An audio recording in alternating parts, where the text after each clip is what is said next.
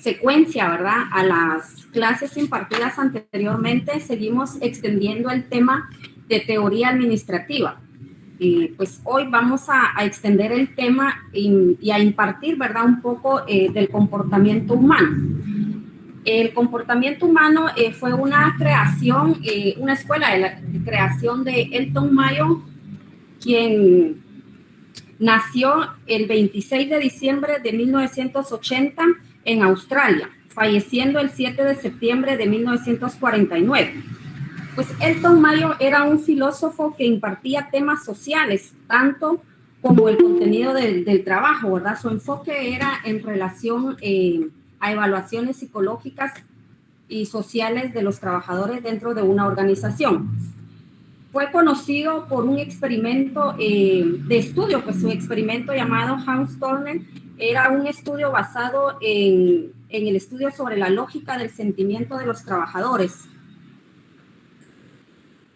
El enfoque humanista de la administración, si bien habíamos extendido el tema en relación a la administración científica, se había expuesto que su enfoque era sobre las tareas, ¿verdad? Sobre el obrero, el patrono y el pago por pieza. Su enfoque era más hacia la producción.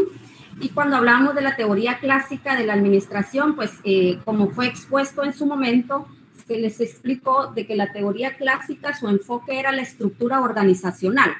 Era un poquito más estructural en cuanto a la división de departamentos, división de tareas, selección de personal, en todos los departamentos que conjuegan y unifican una organización, ¿verdad? Entonces, si nos damos cuenta, cada estudio o cada escuela hace su evaluación en la administración, aportando ciertos conocimientos con la finalidad de buscar una estructura que sea funcional a las organizaciones y ésta obtenga los resultados esperados. Cuando nosotros hablamos del enfoque humanista, si bien es cierto que este enfoque es creado por Elton Mayo con aspectos a estudios psicológicos y sociológicos de cada ser humano que fuera integrante de la organización, ¿verdad? El origen del enfoque humanista aparece con el surgimiento de la teoría de las relaciones humanas en Estados Unidos a partir de 1930. Dicha teoría surge gracias al desarrollo de las ciencias sociales, especialmente de la psicología y en particular de la sociología del trabajo y psicología industrial. Cuando nosotros estamos hablando de psicología, entendemos que la psicología pues, es una de las ciencias que estudia el comportamiento mental, social de cada persona, ¿verdad? Son disciplinas que nos ayudan a nosotros a entender los fenómenos relacionados con la realidad de cada ser humano y esto, pues por ende, se va a ver reflejado en las actitudes y el comportamiento de cada persona.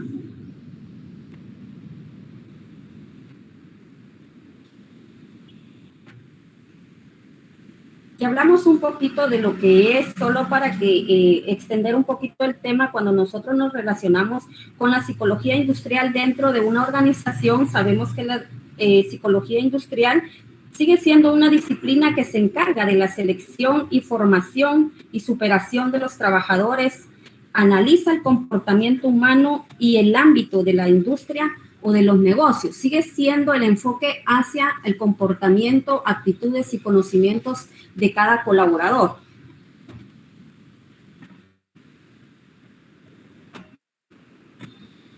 El enfoque humanista, si bien se había explicado, surge con la necesidad de la deshumanización del trabajo, los métodos científicos rigurosos, el sometimiento de los trabajadores y los postulados de los clásicos, tales como el mecanismo de Taylor y formalismo de Fayol.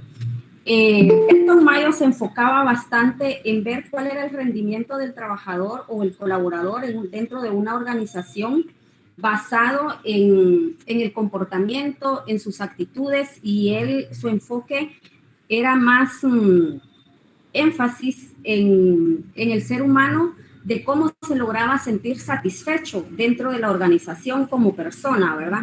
Él no se enfocaba mucho en ver la estructura y en ver el formalismo de la empresa, sino que su enfoque era realmente basado de cómo mantener a ese personal, a ese colaborador de una manera satisfecha, motivado, para que a raíz de eso la producción fuera creciendo. Y también criticó los postulados, ¿verdad?, de Taylor, que nosotros en su momento mencionábamos, que su enfoque pues fue realmente, y su filosofía la manejó en relación a la producción. Y el formalismo de Fayol, pues ya lo habíamos expuesto, de que él buscaba la estructura más racional y formal dentro de la organización. Elton Mayo modificó el modelo mecánico de ver las organizaciones. Él anteriormente resumía que los postulados de tanto de Fayol como de Taylor eran mecanizados, ¿verdad? Que solo trataban la manera de explotar al colaborador sin ver las necesidades que éste como persona requería para poder rendir o ser eficiente en un puesto de trabajo. Y su enfoque, pues, es, como les mencionaba anteriormente, lo relacionaba a los sentimientos y actitudes. Cuando nosotros estamos hablando de sentimientos, nos referimos a cuestiones muy propias, ¿verdad? Que si nosotros en algún momento estamos, por ejemplo, tristes o molestos, de alguna manera esto va a afectar a nuestro rendimiento laboral. Es complicado, he escuchado en algunas ocasiones de que suelen solicitar al colaborador que los problemas personales y familiares los deje fuera de la organización y de sus funciones que ejerce dentro de una empresa. Pero como seres humanos debemos de entender que eso no es posible, ¿verdad? Nosotros podemos, de cierta manera, dividir ciertas cuestiones, pero por ser el simple hecho de ser humano, nosotros no podemos ser ajenos a los sentimientos que en algún momento nos puede estar generando cualquier tipo de conflicto, preocupación, tristeza, como persona, ¿verdad? Entonces, es normal, créanme que eso es normal, y dividirlo o separarlo del área laboral es bastante complejo, pero para eso se necesita tener ese punto y ese equilibrio de inteligencia emocional, ¿verdad? Aplicarla un poquito y pues desempeñar de mejor manera nuestras funciones dentro de una organización. Las actitudes, pues como bien saben de que las actitudes es lo que denota a cada persona. Yo siempre he dicho de que no es aceptable a mi punto de vista autodefenderme o decir lo que soy, lo que creo o lo que pienso, ¿verdad? Cuando realmente mis actitudes demuestran otra clase de persona. Entonces, quien define la personalidad que nosotros tenemos no es lo que yo diga que yo soy, sino que realmente son las actitudes y el comportamiento o la manera de poder reaccionar ante un conflicto. Eso va a determinar el tipo de persona que soy, ¿verdad? Dentro de la organización y fuera de ella, ¿verdad? Porque pues la persona que labora en una organización y la que está en la casa, pues sigue siendo la misma persona. Por ende, nosotros no podemos dividir ese tipo de sentimientos y dejarlos ajenos. O, por ejemplo, nos dicen, mire, es que los problemas del trabajo que se queden en el trabajo y en la casa es otra cosa. Entonces es un poquito complejo, se puede manejar, pero se necesita de mucha inteligencia emocional y saber manejar ese tipo de cuestiones, pero es aceptable y pues durante el proceso van a ir aprendiendo ustedes a tener una actitud positiva. Recordemos de que el área del trabajo pues definitivamente nos genera un ingreso, pero es trabajo. Y soy de la opinión de que nada es eterno. Hoy estamos, mañana solo Dios sabe dónde nos puede tener. Entonces, buscar soluciones ante conflictos, pero no tomarlos tan personal que en un determinado momento vaya a afectar nuestro estado de salud.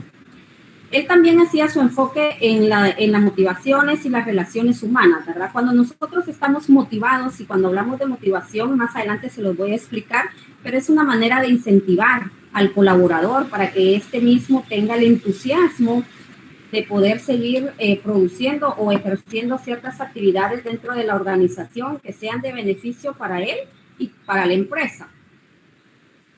Anteriormente se les había explicado de que las relaciones humanas había sido trascendencia gracias a la aparición o de las ciencias sociales. Dentro de ellas, pues hablamos un poquito de la psicología del trabajo. Nosotros, la psicología dentro del trabajo se divide en dos etapas según el estudio de Elton Mayo. Estamos hablando de la adaptación del trabajador al trabajo. Cuando nosotros hablamos de adaptación del trabajador, estamos hablando de nosotros como colaboradores dentro de una empresa, ¿verdad? Que nosotros mismos tenemos que adaptarnos a esas funciones, llámese trabajo, a desempeñar dentro de la organización. En aspectos productivos, cuando nosotros nos referimos a aspectos productivos, estamos hablando de bienes y servicios a lo que se dedica la empresa en materia prima, en producción de esos bienes que presta, ¿verdad? Para satisfacer ciertas necesidades. La selección científica de los trabajadores, estamos hablando de la parte científica, es que debemos de adquirir ese recurso humano con los conocimientos y las habilidades de acuerdo al puesto de trabajo. Y los requisitos para cada cargo viene siendo la misma evaluación, el perfil de puestos, la contratación por desempeño laboral, ¿verdad? O las evaluaciones que nosotros debemos de implementar, que en todo caso pues es el Departamento de Recursos Humanos quien ve y evalúa esa parte del rendimiento del colaborador, ¿verdad? También la segunda etapa de la división de la psicología en el trabajo habla de la adaptación del trabajo al trabajador. Bueno, aquí es viceversa. Si anteriormente explicábamos la adaptación de la persona colaboradora ante el trabajo, hoy estamos hablando del trabajo hacia el trabajador, ¿verdad? Entonces, ahí implica bastante la selección que nosotros hagamos o la persona idónea que tengamos dentro de ese departamento para que realmente sea funcional. En aspectos individuales y sociales, estamos hablando de qué tan productivo puede ser esta persona o que el trabajo realmente que se le haya sido asignado o una tarea, o ya sean funciones o actividades, estén de acuerdo al conocimiento y a las habilidades de esta persona. Estudio de la personalidad del trabajador. Nosotros cuando hablamos del estudio de la personalidad les explicaba anteriormente que el cómo me comporto yo como persona y cómo actúo yo ante cualquier circunstancia, eso va a determinar quién soy realmente, ¿verdad? La motivación, pues era lo mismo que les explicaba anteriormente, que es la parte de incentivos, es la parte de reconocimiento, es la parte motivacional que como colaboradores, pues creo que nosotros en cierto momento merecemos ese reconocimiento que nos ayude a nosotros a seguir desempeñando nuestras funciones incentivados, ¿verdad? Que nos digan, mira, qué bien estás haciendo tu trabajo, excelente, te felicito, esta opinión está perfecta, la vamos a tomar en cuenta. Cositas tan sencillas que para alguien diría, es algo sencillo, pero para nosotros como colaboradores, el que reconozcan nuestras opiniones o nuestros aportes dentro de una organización, créanme que eso es satisfactorio. La teoría de las relaciones humanas, seguimos hablando de que esta surgió por la necesidad de la humanización de las organizaciones y surgió en Estados Unidos, que se había mencionado anteriormente en los años 1930. Se dio también a conocer y fue la necesidad de estudiar estas relaciones humanas bajo el experimento de Hausdorff, que fue investigado por Elton Mayo, ¿verdad? Y también dio este origen al movimiento de reacción y oposición a la teoría clásica. Pues Elton Mayo seguía en su postura de que la escuela clásica o la teoría clásica era muy normativa y de cierta manera pues explotaba al colaborador y veía solo su propio beneficio. Cuando nosotros estábamos, les había mencionado el experimento llamado Hausdorff, pues fue un estudio que estuvo, fue coordinado por Elton Mayo, ¿verdad? El experimento y se amplió al estudio de la fatiga, los accidentes del trabajo, la rotación de personal, las condiciones de trabajo, las necesidades, el ambiente laboral, todos aquellos aspectos que como ser humano a nosotros nos hacen sentir bien dentro del área de trabajo, ¿verdad? Entonces, este mismo experimento se divide en 4 fases que fueron evaluadas y estudiadas con el único objetivo de ver realmente cuál era la parte que se podía modificar en cuanto a la parte psicológica o sociológica de cada ser humano, ¿verdad? ¿Qué era lo que le hacía falta a ese colaborador como persona para poder rendir dentro de la organización y lograr pues juntamente con los mandos altos ese objetivo y esa misión o visión dentro de la organización? La primera fase de Elton Mayo en relación a su experimento nos habla un poco de que en el estudio se seleccionan dos grupos de obreras que ejecutaban las mismas operaciones con las mismas condiciones, ¿verdad? Llamadas así grupo de observación y grupo de control. La evaluación y el estudio que él hace en su momento lo hace en hacer un estudio con ellas con la intensidad variable de la luz. Este experimento realmente se basaba en que les hacía creer a las obreras de que si había cierta claridad o cierta luz, ellas tenían que sacar una cantidad de producción más grande y ese era su grupo de observación, ¿verdad? Él trabajó bajo la intensidad variable de la luz, donde al trabajador le decía, mire, le hacía creer que habían tiempos de descanso y le hacía ver que había minutos de reposo o recreativos, podría llamársele así, pero que realmente no era real lo que pasaba, ¿verdad? Eso jugaban con la mentalidad de cada colaborador. Y el grupo de control pues trabajó bajo la intensidad de luz constante. Estos dos estudios realmente los plasmó así, pero ya viendo la evaluación y el estudio en relación a estos dos grupos, realmente fue un experimento hacia los colaboradores para ver qué tanto funcionaban con ciertos beneficios que podían otorgar. Al finalizar este estudio, pues realmente él se daba cuenta y se observó que a las empleadas les gustaba trabajar en la sala de pruebas. Esos fueron los resultados obtenidos según su estudio y experimento basado en estos dos grupos, uno de observación y el otro de control, donde supuestamente el de control tenía ciertas normativas y controles para dirigir la producción, ¿verdad? El estudio de Elton Mayo fue realizado en la fábrica que producía teléfonos. Entonces, en estos dos estudios hablaba que las empleadas les gustaba trabajar en la sala de pruebas porque era divertido y no había una supervisión rígida. Hablando un poquito de la primera fase y su resultado de estudio, también denotó que no se encontró una relación directa, entre los dos casos, pero que se dieron cuenta de la existencia de una variable difícil de aislar, denominada factor psicológico, donde realmente el estudio arroja que las operarias creían en la obligación de la producción,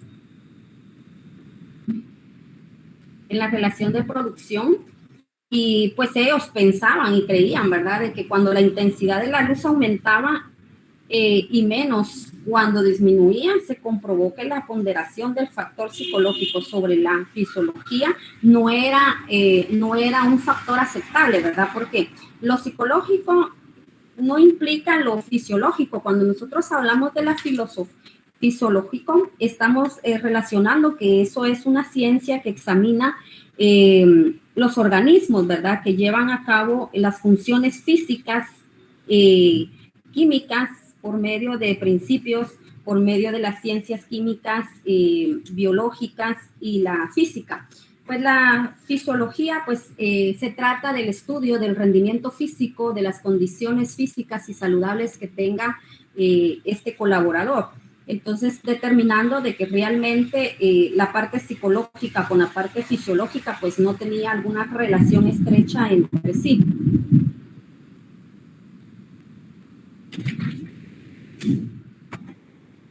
Seguimos hablando un poquito sobre la segunda fase del experimento de Elton Mayo.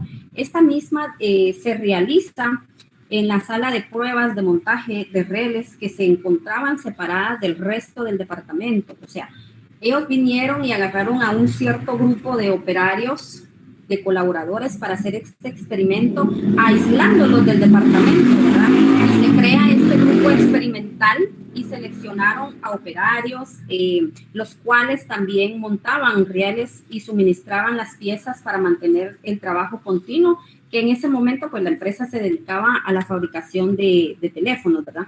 Los empleados fueron invitados y participaron y desde un punto de vista les explicaron que iban a ser objeto de un determinado experimento con las condiciones de trabajo y periodo de descanso, con el tiempo de almuerzo, con el horario establecido.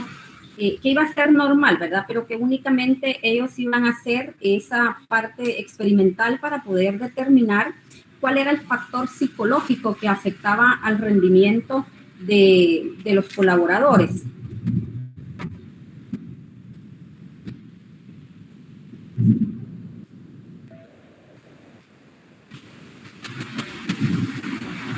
Y acá pues se observó las conclusiones de este estudio determinan que los empleados pues de igual manera nosotros como colaboradores, ¿verdad? Nos va a gustar estar en una área donde no tengamos una supervisión directa y rígida, ¿verdad? Pues nos sentimos con más libertad. Ese es el análisis o la observación que se hace en relación a este estudio, a esta segunda fase del estudio experimental que realizó Elton.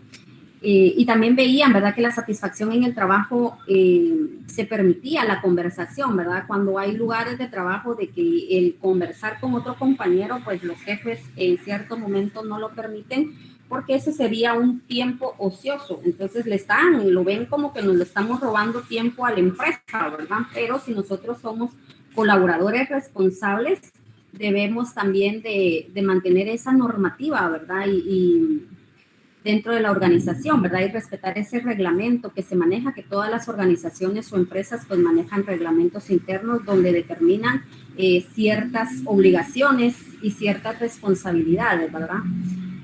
También hablaba de que no había temor al supervisor porque este era un orientador, entonces quien dirigía y quien evaluaba o quien supervisaba ese tipo de trabajo, pues lo veían no como un supervisor porque era parte de sus integrantes, de colaboradores. Y hubo un desarrollo social en el grupo experimental. Cuando nosotros hablamos de un desarrollo social, nos estamos refiriendo de que gracias a este estudio de los colaboradores que se fueron aislados de departamento y crearon un ambiente agradable de trabajo, pues donde se les permitía platicar, se les permitía trabajar de acuerdo a los conocimientos de ellos, ¿verdad? Sin tener un lineamiento y una normativa, una observación, una directriz.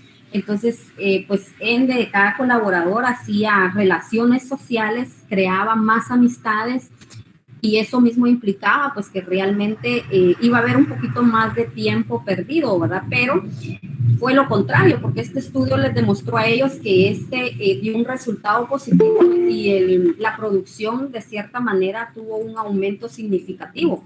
Entonces, les demostraba a ellos de que realmente el tener un ambiente agradable, un clima laboral saludable, era satisfactorio, ¿verdad? Y se cumplía ese objetivo y esa misión de la organización en cuanto a su producción. La tercera fase del experimento, estaba un poquito complejo porque ellos preocupados, ¿verdad?, por la diferencia de actitudes, tanto del experimento que se hizo con ambos grupos, que era el observador y el otro era el de control. Ellos veían que no había una empatía, ¿verdad? No había una equidad, no había un equilibrio entre ambos, porque los estudios habían sido totalmente de diferentes maneras, ¿verdad? Pero ellos querían realmente, el objetivo de este estudio era evaluar el rendimiento, ver las condiciones de trabajo que tanto iban a mejorar la producción, ¿verdad?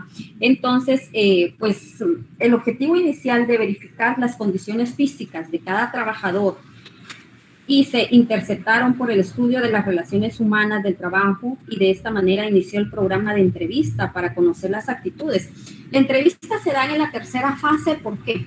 Porque entonces ellos vieron de que en la primera fase el estudio que se hizo no les fue funcional, ¿verdad? Porque en el primer estudio se había explicado que sí habían normativas, ¿verdad? Que sí se dejó en el lugar y en el departamento de trabajo.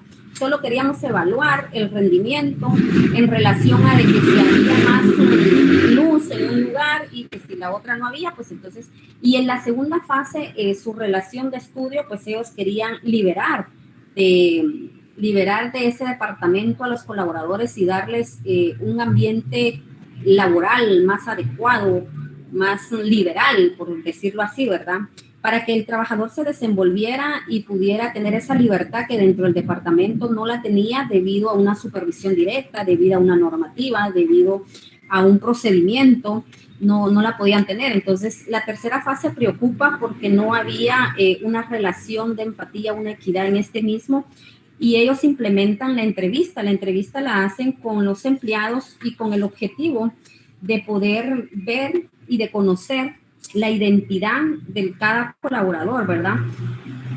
Realmente ellos querían conocer los factores psicológicos que determinaban el funcionamiento o conocerlos más allá como persona, que yo creo que dentro de una organización lo importante es que nosotros como gerentes, como encargados, como coordinadores, como jefes directos, tenemos que conocer a nuestros colaboradores. Si nosotros no conocemos a nuestros colaboradores, muy difícilmente vamos a poder comprender algunas veces llamadas, por ejemplo, que llegan tarde a su trabajo.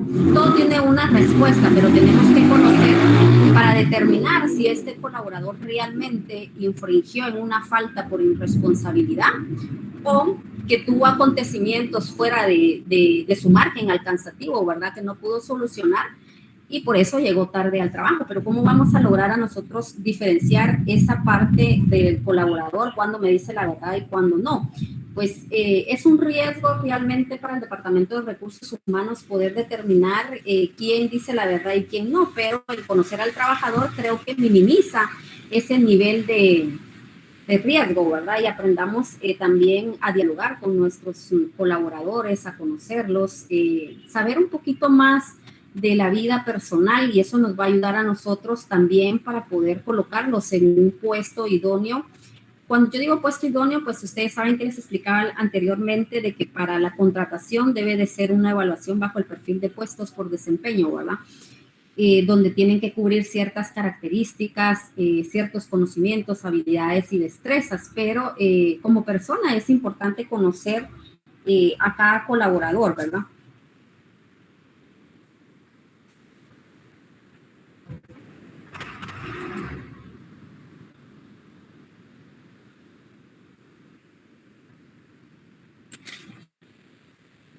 Y en la cuarta fase del experimento de Elton Mayo, este mismo, pues realmente seguía haciendo su estudio y se experimentaba con grupos para poder trabajar en una sala especial, con condiciones de trabajo idénticas, ¿verdad? Entonces, la cuarta fase, él agarra al grupo, una selección del grupo de colaboradores, con la finalidad de darle las mismas condiciones en una sala para poder determinar y poder realizar y continuar con la entrevista hablada con el grupo. Y experimento tenía por objeto analizar la organización informal. De hecho, este estudio permite también entre las relaciones y entre las organizaciones la llamada organización informal. Cuando nosotros hablamos, la cuarta fase dio inicio a la organización informal. Si nosotros nos preguntamos qué es, por ejemplo, una organización informal, dentro de la organización sabemos que las organizaciones formales son todas las empresas que tienen una estructura definida para el buen funcionamiento, ¿verdad? Háblese de la división de departamentos con diferentes funcionalidades. Y esta misma también crea una organización informal dentro de ella misma, ¿verdad? Y cómo podemos ver nosotros esta organización informal dentro de la organización era lo que se daba en una de las fases, ¿verdad? De este estudio, cuando nosotros aislamos a un cierto grupo y le damos la libertad de crear y pensar nuevos procedimientos laborales que sean funcionales y que realmente se obtengan los resultados esperados, ¿verdad? De la producción. En conclusión de este estudio de Elton Mayo, se logró determinar que el nivel de producción es el resultado de la integración social. No está determinado por la capacidad física del empleado, sino por normas sociales y expectativas grupales. En el experimento se les mencionó de que para ellos la producción había aumentado de cierta manera en la fase 2 y en la fase 3 iba como que manejándose un equilibrio regular, ¿verdad? Pero que, por ejemplo, en la fase 2 sus estudios fueron divididos o su análisis, experimento en 12 pasos, pero esos 12 pasos consistían realmente, por ejemplo, en determinar horarios, jornadas laborales, en ceder tiempos de descanso donde aumentaban 5, 10, 3 minutos, 5 en la mañana, 10 en la tarde, También implementaron de que se les podía repartir un refresco en la tarde, ¿verdad? Y ellos vieron de que pues ahí aumentaba la producción de una cierta manera. Pero también hablaba él de que el comportamiento social de cada empleado que se apoya totalmente en el grupo y los trabajadores no actúan aisladamente como individuos, sino como miembros del grupo. Se dieron cuenta bajo ese estudio de que si se trabaja en equipo y se trabaja en grupo, pues todos tenemos conciencia y cuidar esos intereses, ¿verdad? Porque si falla uno, pues fallamos todos. Esa es la ley de trabajar en equipo, ¿verdad? Ser uno consciente y concientizar a los demás de la responsabilidad que se tiene de llevar a cabo cierta actividad o cierta producción, que todo tiene que tener una secuencia lógica de responsabilidades, de actitudes y de comportamiento. Se veía también las recompensas y sanciones sociales, donde el comportamiento de los trabajadores está condicionado por normas y patrones sociales. Este resultado del estudio no es más que se les mencionó anteriormente, de que el darle la libertad de crear grupos informales dentro de una organización tiende a que se relacione uno con demás compañeros y conozcan, ¿verdad? Sus actitudes, sus gustos, sus comportamientos, su forma de ser. Entonces eso entabla una relación y vamos creando más amistades y vamos extendiéndonos en el aspecto social, ¿verdad? Entonces ya nosotros, si antes pues no salíamos a una reunión, pues hoy tenemos la libertad de poderlo hacer porque ya socializamos un poco más. También determinó que el concepto del hombre social para la teoría de las relaciones humanas, la motivación económica, era secundaria. Acá Elton Mayo hacía una referencia y decía de que para él, ¿verdad? En su estudio, la motivación económica era secundaria para el colaborador. ¿Por qué lo mencionaba de esta manera? Porque él veía de que para cada colaborador era más satisfactorio reconocer las partes que podía aportar y que fueran de beneficio para la organización. Tenía también la necesidad de reconocimiento, de aceptación social. A esto se le conoce como el hombre social, era lo que les explicaba anteriormente, ¿verdad? Entre más relaciones interpersonales nosotros manejemos dentro de la organización y socialicemos más, eso nos va a permitir a nosotros crear más amistades, ¿verdad? Ser un poquito más abiertos, tener un poquito más de libertad, un poquito más de liderazgo en la misma organización y tener esa libertad y esa confianza de poder expresarnos. Pero eso lo vamos a lograr si nosotros entablamos una relación o una amistad con otro colaborador de otro departamento. Suele suceder de que el departamento financiero o un departamento X se relaciona solo con su grupo que está a cargo, ¿verdad? Entonces desconozco las funciones, desconozco la importancia de otro departamento dentro de la organización. Dentro de las teorías de las relaciones humanas, mencionamos a Kurt Lenel, quien hablaba y hacía una diferencia de las disciplinas, de los métodos y conceptos, y hacía énfasis en tanto de la administración científica como la administración clásica. En las disciplinas se normaba que eran ingenieros y técnicos quienes estaban a cargo de esta producción, ¿verdad? O de las organizaciones. Y para la teoría de las relaciones humanas siempre están enlazadas y relacionadas a los psicólogos y sociólogos porque miraban la parte humanitaria, ¿verdad? La parte del comportamiento humano. Y los métodos, pues bien, se había explicado anteriormente que la administración científica y la teoría clásica se basaba en la mecanización y especialización, ¿verdad? La mecanización, pues ya se explicó anteriormente que era en relación a la producción y la especialización, pues era la estructura de la organización de cada departamento, ¿verdad? Y pues para las relaciones humanas se hablaba que la dinámica de los grupos, más adelante les vamos a explicar qué es la dinámica. Y el concepto pues era hombre económico, y en las relaciones que estamos hablando hoy, que son las relaciones humanas, pues es un hombre social donde la intención es incluirlo, ¿verdad? Y hacer un poquito más amplio esas relaciones sociales para que él pueda tener esa libertad de expresión. Y hacía énfasis tanto en la científica y en la clásica para él, pues las tareas y la estructura, ¿verdad? Y en la teoría de las relaciones humanas, pues seguimos haciendo énfasis en relación a las personas. Resurgimiento de la teoría de las relaciones humanas. Los nuevos conceptos, la motivación, el liderazgo, la organización informal y la dinámica de un grupo. Entonces, acá nosotros nos damos cuenta de que seguimos extendiendo un poco el tema en relación a la importancia que tiene la influencia de la motivación, ¿verdad?, en cada colaborador. Cuando nosotros hablamos de motivación, nos estamos refiriendo que es un proceso interno propio de cada persona, que consiste en la ejecución de conductas y hace que un propósito del individuo sea concebido o que sea necesario, se obtenga, ¿verdad? O podríamos hablar que es el ímpetu que hace que un individuo se centralice en un objetivo, ¿verdad? Y que eso le ayude a él, pues, a lograr o a involucrarse, ¿verdad? En la administración científica, pues, decíamos que el hombre económico se buscaba y él era motivado por el pago, ¿verdad? Porque entre más producía, pues más ganaba. Y el experimento de Elton Mayo demostró que el salario no es lo único importante, que para ellos la motivación y las recompensas sociales y simbólicas jugaban un papel muy importante dentro de la organización y el rendimiento del colaborador. Se estudiaba también que las necesidades humanas básicas, la teoría de las relaciones humanas constató la existencia de necesidades humanas que satisfacían una, pero que en la misma surgía otra y así sucesivamente, ¿verdad? Hablaba de las necesidades fisiológicas de los seres humanos, tales como, bien sabemos que las necesidades fisiológicas pues son todas aquellas necesidades primarias, vitales, háblese de la alimentación, del sueño, de la protección, son necesidades muy personales que nos ayudan a nosotros a mantenernos bien.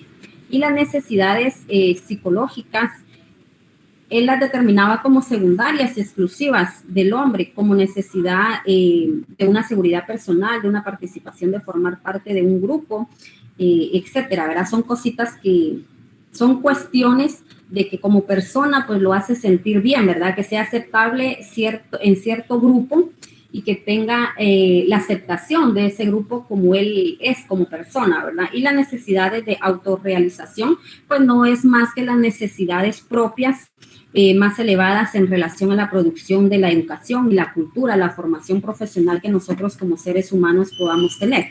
La motivación, pues estábamos hablando un poquito del equilibrio, que es el estímulo o incentivo que nos lleva hacia cumplir una necesidad y vemos la atención, el comportamiento y la satisfacción o a veces barreras, porque la motivación pues no siempre va a ser en lo personal, podría ser productiva o no productiva, ¿verdad? Porque si nosotros vemos que a cierto compañero pues lo motivan y le reconocen más que a nosotros, esa es una manera de barrera para nosotros, ¿verdad? Porque nos estancamos y decimos, bueno, si yo hice esto y no me lo reconocen y al compañero sí hizo menos, entonces esa satisfacción propia no nos deja a nosotros continuar, ¿verdad? No nos deja a nosotros seguir en el proceso.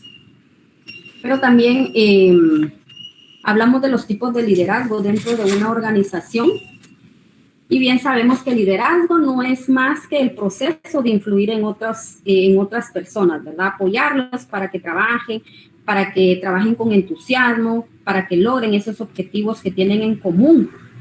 Y las relaciones humanas comprobó la enorme influencia del liderazgo en el comportamiento de las personas. Gracias al experimento de Elton Mayo se pudo mostrar la existencia de líderes informales que recogían las expectativas del grupo de trabajadores. Entonces, esas son las organizaciones informales que se dan entre grupos dentro de la organización, pero que nos ayuda a nosotros crear o sacar ese liderazgo que tengo como persona que dentro del departamento por ciertas limitaciones no me permiten ser, ¿verdad? Y hablamos de Adolfo Hitler, habla de liderazgo autocrático y él lo define que este mismo se centraliza en las decisiones, impone órdenes, determina los pasos a seguir, fija las tareas de cada uno y asigna a un compañero de grupo, ¿verdad? Entonces es él el que domina. Prácticamente este liderazgo es dominante y los elogios y críticas del trabajo, pues a cada miembro se las da personales, pero este es más dominante, ¿verdad? Este es un tipo de liderazgo que no es muy aceptable porque realmente el centro sigue siendo quien tenga y maneje ese liderazgo, ¿verdad? Y sabemos que el liderazgo pues no debe de ser ni verse de esa manera. Y el liderazgo democrático creo que es uno de los más aceptables dentro de la organización y hasta dentro de la vida personal, ¿verdad? El ser líder pues delega autoridad, fomenta la participación, recurre a sus colaboradores con el propósito de obtener el conocimiento necesario para realizar ciertas tareas. Acá, el liderazgo democrático, pues sabemos que el buen líder es el que se convierte en otro miembro del grupo para facilitar ese conocimiento y para lograr el objetivo de la organización, la misión y visión, ¿verdad? El líder no es aquel que dirige, como lo veíamos en el liderazgo autocrático, que es dominante. Este liderazgo democrático, pues nos da la pauta a nosotros de poder involucrarnos dentro de esa organización, dentro de nuestro grupo de colaboradores y ser uno más de ellos, ¿verdad? Aunque tengamos cierta autoridad, pero debemos de trabajar esas relaciones entre líder y subordinado de una manera correcta que sea de beneficio para ambas partes. Y el liderazgo liberal, pues, este delega todas las decisiones en el grupo y no ejerce ningún control ni participación, y su participación es mínima, ¿verdad? Porque estamos hablando de la parte liberal, ¿verdad? Yo opino, yo digo que se haga esto, pero ustedes decidan qué hacemos, si ustedes lo ven así, la división de las tareas y la selección de los compañeros en cuanto a un grupo organizacional o al rendimiento de ciertas actividades.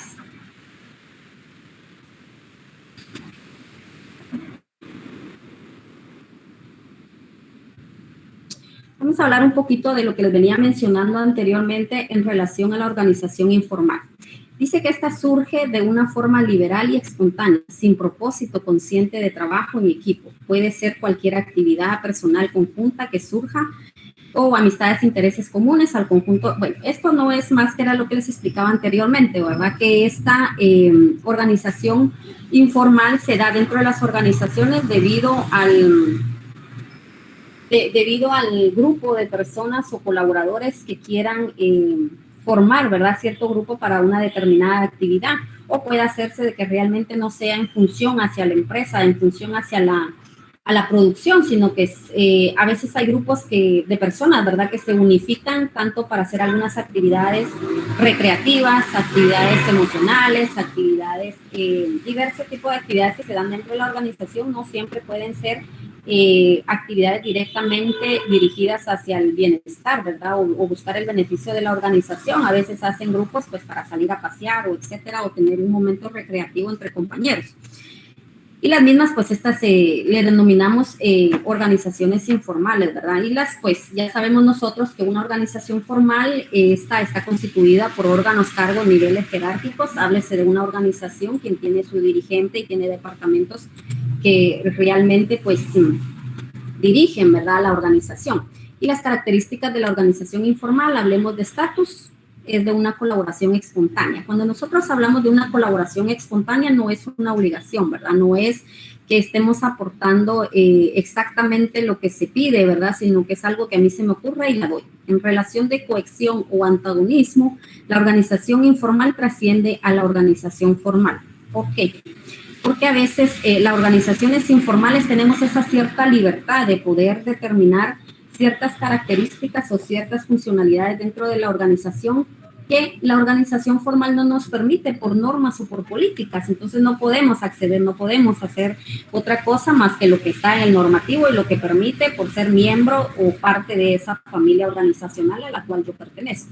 Y la posibilidad de oposición a la organización formal, estándares de desempeño en los grupos informales. Acá vemos de que en el experimento de Elton Mayo determinaba de que cuando nosotros hacemos grupos informales, dándole ciertas libertades y permitiéndole al colaborador que se desempeñe de acuerdo a su comportamiento, en la medida de las posibilidades podría aumentar la producción, ¿verdad? Pero no siempre va a ser de beneficio. Cuando nosotros hablamos, estábamos hablando un poquito en relación a la organización informal, ¿verdad?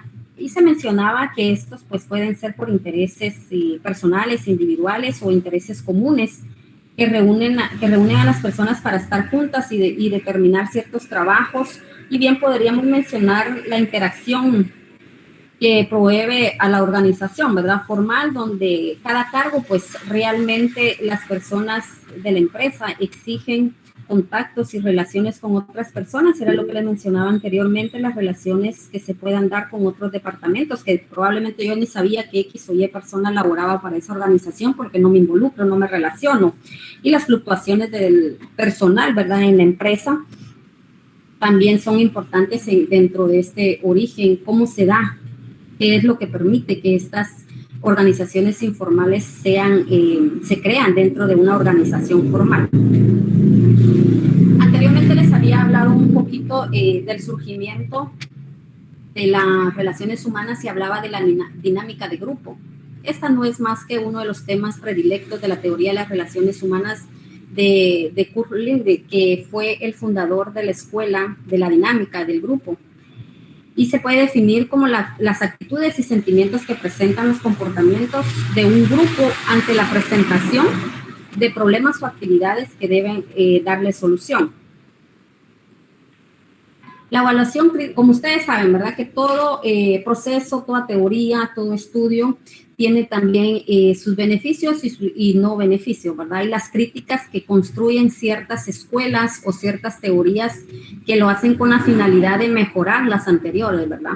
Si nosotros hablábamos un poquito de la posición cerrada, la teoría clásica, pues bien sabíamos, anteriormente se les explicaba que las relaciones humanas no permite, ¿verdad? O sea, no aceptaba la teoría clásica porque lo veía que era una manera mecanizada y estructurada, que para él pues le hacía falta la parte funcional, ver esa parte psicológica, emocional, motivacional del colaborador para que esta misma rinda y se obtengan esos resultados. Y el enfoque inadecuado de los problemas de las relaciones empresariales, bien se dice que los autores clásicos no veían el conflicto, ¿verdad? Acá, pues, la crítica se hace con la compatibilidad entre los intereses de la empresa y de los empleados.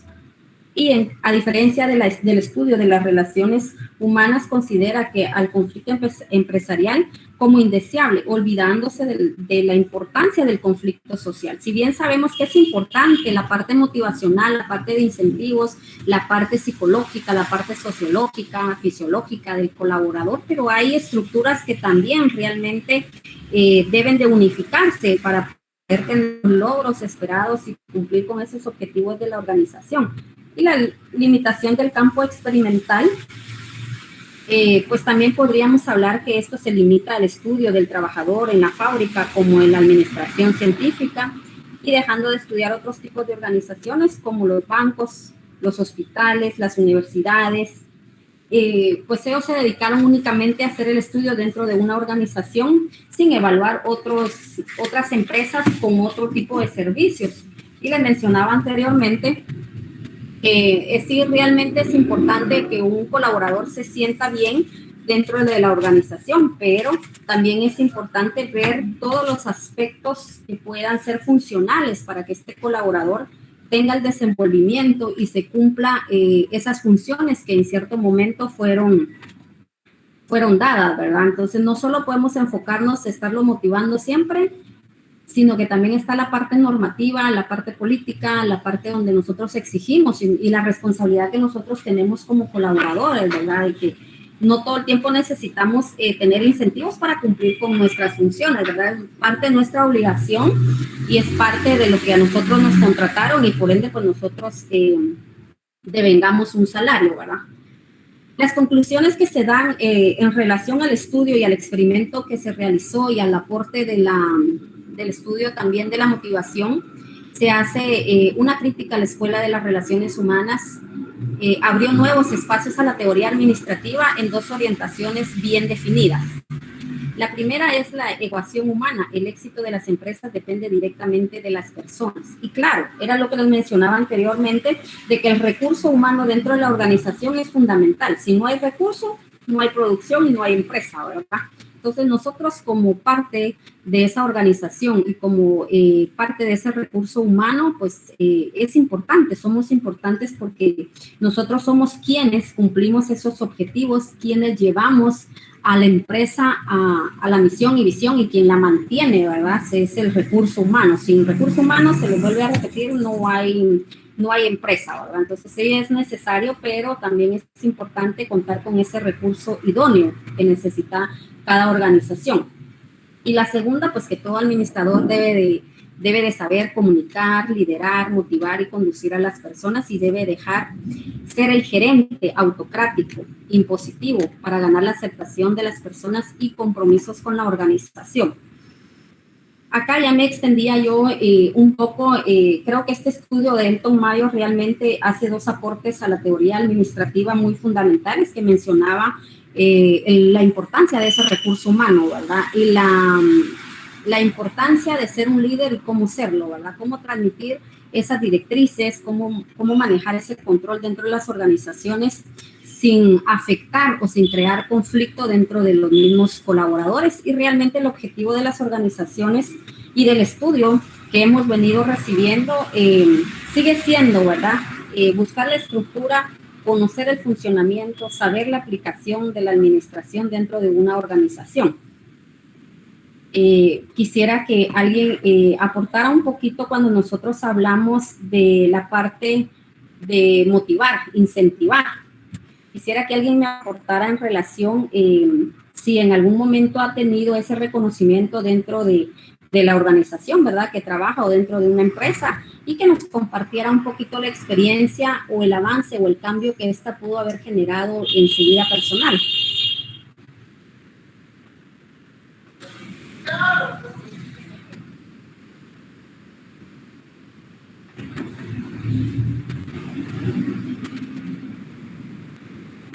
A ver, Eunice. Licenciada, buenas tardes. Bueno, ante todo, realmente yo trabajando en una empresa, no estoy, pero me llevé una buena experiencia, porque cuando finalicé mi práctica en el instituto donde la realicé, me han estado llamando para que vaya a cubrir algunas catedráticas que por X motivo tienen alguna actividad fuera del establecimiento o que por enfermedad. Entonces, yo siempre he sido una persona que me ha gustado servir sin esperar nada a cambio. Pero la sorpresa que yo llevé el día lunes fue algo bastante emotivo. Yo sentí como un incentivo, una motivación, una forma de que me estaban diciendo: Eunice, ánimo, échale ganas, se puede. El lunes fue mi cumpleaños y realmente me dijeron que llegara, la subdirectora me dijo que llegara y que necesitaba hablar conmigo, y también otra catedrática también necesitaba hablar conmigo. Entonces, cuando yo llegué, realmente fui a hablar con la subdirectora, también hablé con la persona que quería hablarme, y resulta que solo era como una forma para dar tiempo, porque ese día fue mi cumpleaños y me lo celebraron y me dijeron que entrara a la dirección después. Cuando vi que algunas compañeras ahí estaban, que me dijeron y me felicitaron y me cantaron las mañanitas con un pastel. Yo sentí como una gran motivación, un gran agradecimiento que me tuvieron. Gracias. Esa fue el incentivo y la motivación que yo sentí para decir que echarle ganas y seguir adelante.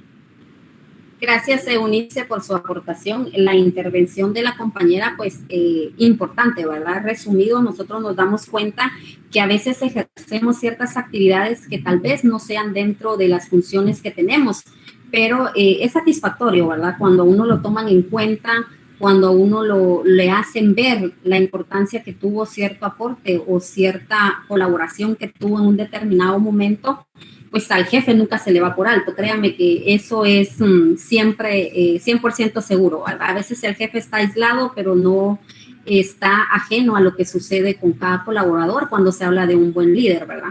el motivar e incentivar al colaborador de cierta manera, reconociéndole ese aporte o ese plus que entrega su trabajo, también es bueno para cada colaborador, ¿verdad? Lo hace sentirse importante e identificado con la organización. Pero tampoco dependamos siempre de esa parte, ¿verdad? Nosotros siempre seamos responsables, aplicados, dedicados y seamos profesionales, ¿verdad? Porque al final estamos entregando nuestros conocimientos y devengando un salario, pero la parte motivacional dentro de una organización hay que ponerle mucho énfasis porque es un papel importante que juega en el rendimiento del colaborador, ¿verdad? Pero no todo el tiempo vamos a estarlo manejando bajo estímulos de motivación, incentivos, ¿verdad? Hay que reconocerle también, pero también está la parte de exigirle y del cumplimiento, ¿verdad? La motivación es parte de ese crecimiento, es parte de hacerlo sentir satisfecho, de hacerlo sentir bien en el lugar de trabajo. Pero es importante que nosotros, si en alguno de ustedes ejerce algún puesto ejecutivo o de liderazgo, no hacer divisiones porque a veces hacen actividades y cuando hay horarios distintos, ¿verdad? Entonces somos selectivos y decimos, bueno, vamos a hacer cierta actividad, pero solo los que entran en tal horario. No. Recuérdense que en la organización, la empresa, pues es una sola empresa y sus miembros todos son familia. Ahí no hay división de departamentos por necesidades de la empresa, ¿verdad? Pero la familia sigue siendo única. Y ese es un ejemplo, por ejemplo, los convivios. Nosotros lo vemos que es generalizado. Entonces, cualquier actividad que nosotros vayamos a realizar dentro de una organización, ya sea para motivar, incentivar o celebrar cumpleaños, como lo mencionaba la compañera Unice, siempre hay que involucrar a los demás integrantes, ¿verdad? Siempre hay que hacerlos parte de esa actividad para que ellos también se sientan identificados con la organización. ¿Alguien más que quisiera hacer algún aporte de experiencia propia en cuanto a la motivación o a las normas que se estabilizan dentro de una organización o qué podríamos mejorar dentro de ella?